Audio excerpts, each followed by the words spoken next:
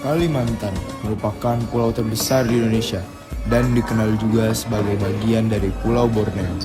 Nama Borneo berasal dari sebutan bangsa Eropa pada masa kolonial. Sementara istilah Kalimantan diyakini berasal dari kata Kalamantana dalam bahasa Sanskerta yang berarti pulau yang terbakar matahari. Sejak zaman klasik, wilayah ini telah menjadi jalur perdagangan penting antara kerajaan-kerajaan Nusantara dan bangsa asing seperti Cina, India, serta Arab. Pada abad ke-14, wilayah Kalimantan bagian selatan telah dikenal sebagai daerah kekuasaan kerajaan negara Dipa dan kemudian digantikan oleh kerajaan Banjar. Sementara itu, di bagian barat terdapat pengaruh dari kerajaan Tanjung Pura dan di bagian timur berkembang kerajaan Kutai Martadipura, kerajaan tertua di Indonesia yang berdiri sekitar abad ke-4 Masehi.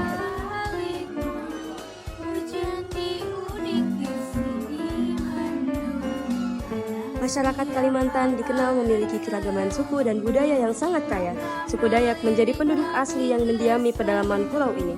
Selain itu, terdapat juga suku Banjar, Kutai, Melayu, dan Tionghoa yang berperan penting dalam perdagangan serta penyebaran budaya. Pada masa perdagangan rempah-rempah, Kalimantan menjadi jalur strategis yang menghubungkan antara Malaka, Sulawesi, dan Filipina.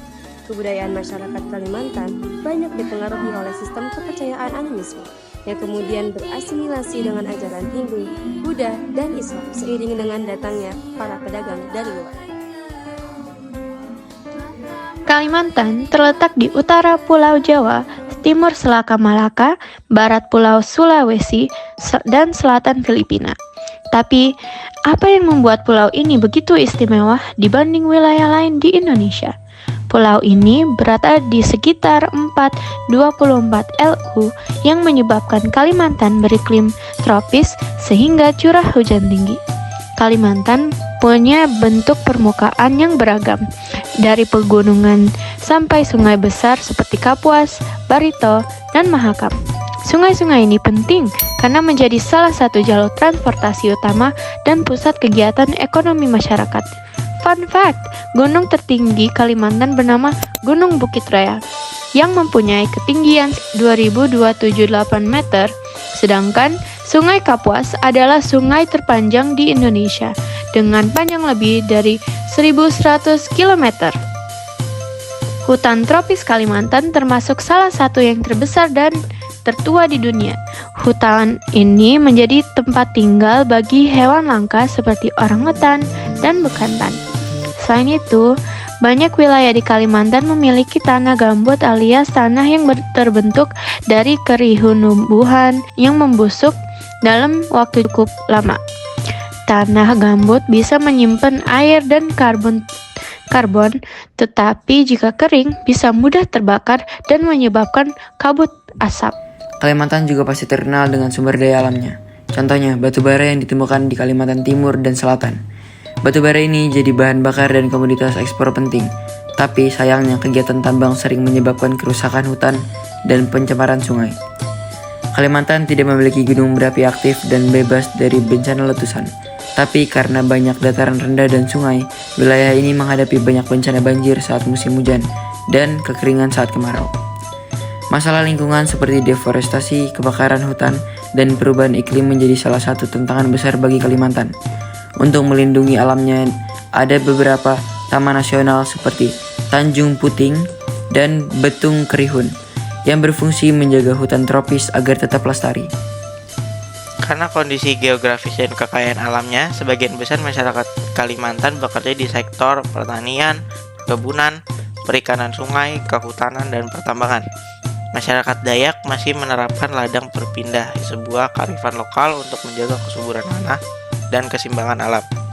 Sementara di Kalimantan Selatan ada pasar terapung seperti di Lok Baitan, yaitu tempat masyarakat berjualan di atas sungai menggunakan perahu. Ini bukan cuma pusat ekonomi, tapi juga simbol budaya yang unik. Selain itu, kerajinan rotan di Kalimantan Timur juga terkenal. Rotan diolah menjadi perabotan dan kerajinan tangan yang diminta hingga luar negeri. Produk ini bukan hanya bernilai ekonomi, tapi juga melestarikan budaya lokal. Namun, ekonomi Kalimantan juga menghadapi tantangan. Pertambangan batu bara memang menjadi sumber penghasilan besar, tapi sering berdampak pada lingkungan seperti kerusakan hutan dan pencemaran sungai. Selain itu, beberapa pengrajin dan petani masih kesulitan memasarkan produk mereka keluar daerah. Untuk mengatasinya, pemerintah daerah kini mendorong UMKM dan pelatihan pengrajin, juga memanfaatkan pemasaran digital agar produk lokal bisa bersaing sampai ke pasar nasional bahkan internasional. Contohnya, program pelatihan kerajinan rotan di Kalimantan Tengah dan dukungan ekspor untuk produk UMKM di Kalimantan Selatan. Kita bisa lihat dari sungai hingga rotan dan masyarakat Kalimantan berusaha menjaga keseimbangan antara ekonomi dan alam. Tapi, apakah budaya dan nilai-nilai sosial mereka juga bisa bertahan di tengah perubahan zaman dan pembangunan yang cepat?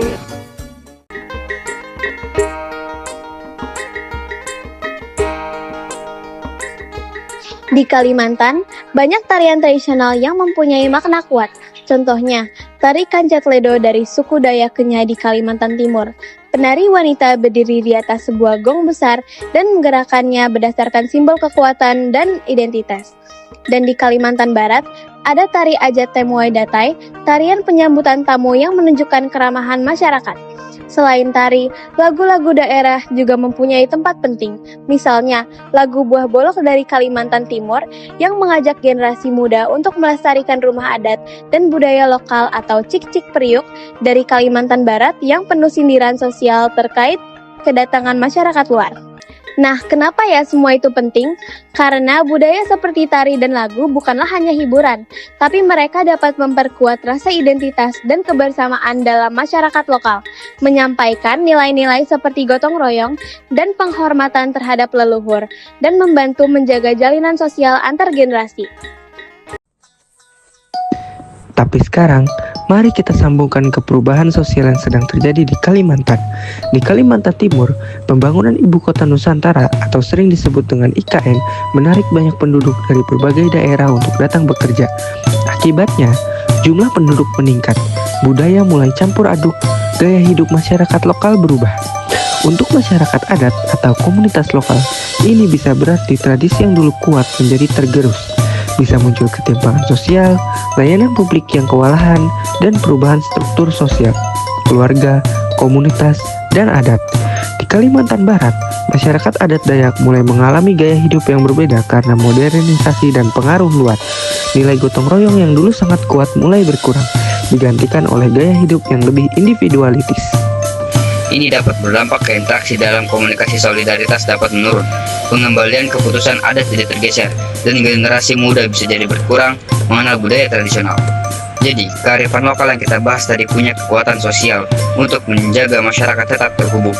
Tapi, perubahan besar seperti migrasi besar, pembangunan IKN, modernisasi bisa mengganggu keseimbangan ini. Namun baru-baru ini sebuah artikel yang ditulis oleh Ahmad Rifandi di Antara berjudul Indonesia Merevitalisasi 120 Bahasa Daerah untuk Memperkuat Identitas menyatakan bahwa pemerintah daerah dan lembaga kebudayaan mendorong revitalisasi bahasa dan budaya lokal. Misalnya program revitalisasi 120 bahasa daerah termasuk bahasa Dayak di Kalimantan Timur. Dan dalam artikel Tubri News berjudul Dayak Identity, Story, and Philosophical Values in Digitalization Era. Aturan lokal dan regularisasi adat mulai diberlakukan untuk menjaga institusi adat dan nilai lokal dalam pembangunan daerah.